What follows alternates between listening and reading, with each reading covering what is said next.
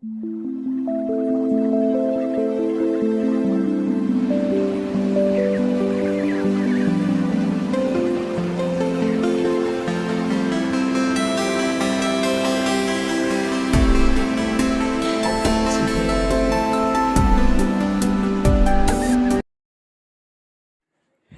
বন্ধুরা, সবাইকে জানাই অনেক শুভেচ্ছা ভালোবাসা। এই গরমে জানি কেউ খুব একটা ভালো নেই, তো এখন থেকে ব্লগটা আমি শুরু করছি এই সকালবেলায়।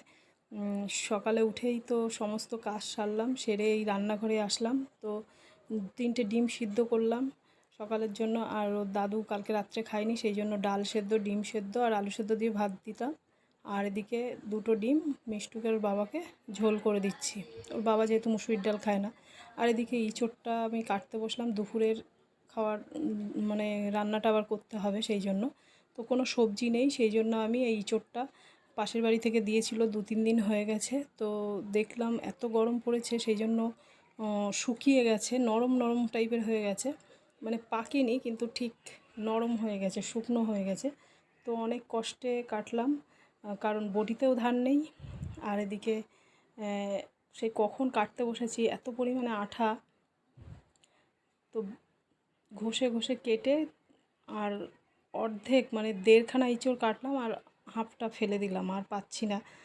তো গরমে ইঁচড় খাওয়া ঠিক না, মানে এই গরমের মধ্যে। তবুও কিছু নেই সবজি ফ্রি, মানে আজকে শনিবার, তো ভাবলাম যে ইঁচড়টা করেই ফেলি, এরপরে ফেলে দিতে হবে। তো ইঁচড়টা সেদ্ধ করার জন্য আমি জল বসিয়ে দিলাম কড়াইতে।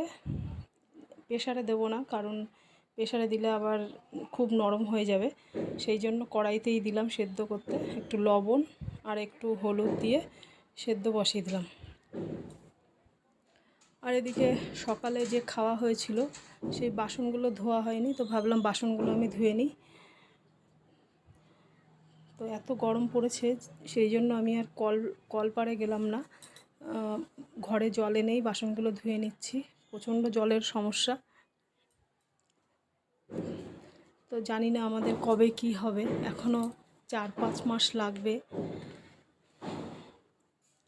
তো ভাবলাম ঘরটাও মুছে নিই, এদিকে রান্না করতে করতে সব কিছু সময়ের মধ্যে করতে হবে।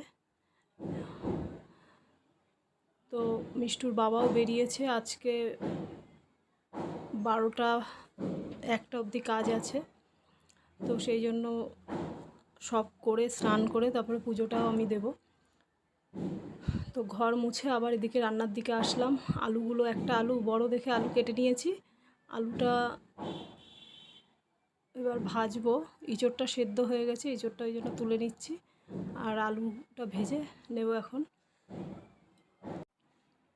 তো একটাই আলু দিয়েছি বড় দেখে, আলুগুলো একটু বড় বড় করেই কেটে নিয়েছি, একটু লবণ আর হলুদ দিয়ে আলুটা ভেজে তুলে নেব।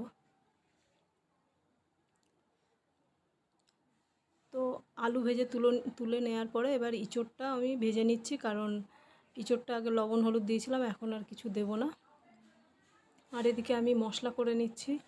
তো মশলা আর মিক্সচার বের করলাম না, একটুখানি মশলা যেহেতু, আদা আর রসুন বেটে নেব।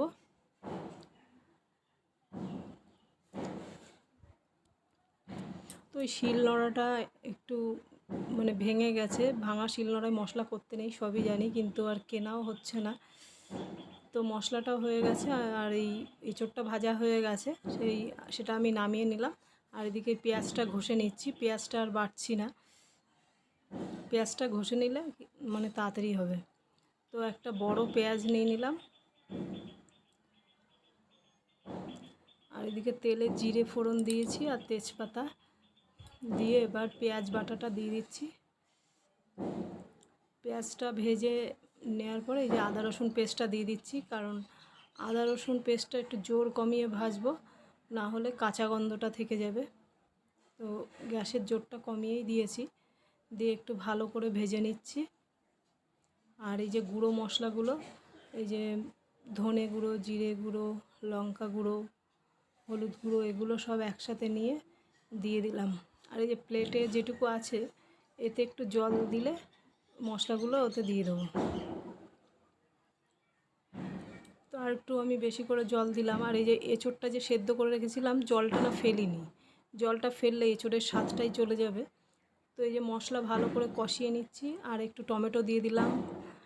টমেটো বেশি দিচ্ছি না, বেশি দিলে আবার টক হয়ে যেতে পারে।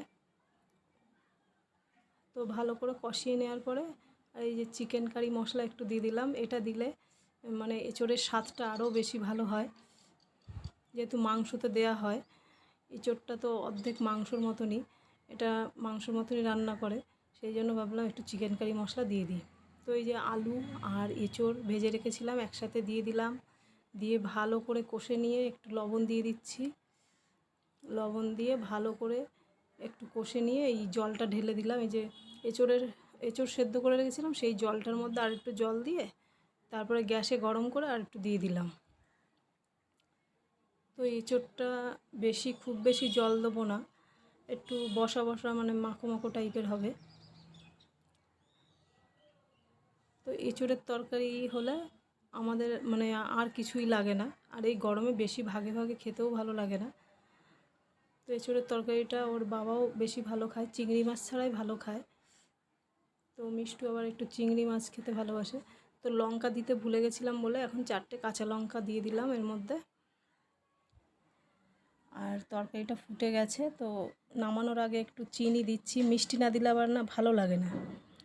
তো এই যে একটু গরম মশলা, শাহি গরম মশলা দিলাম, আর ঘি একটুখানি ছিল সেটা পুরোটা দিয়ে দিলাম।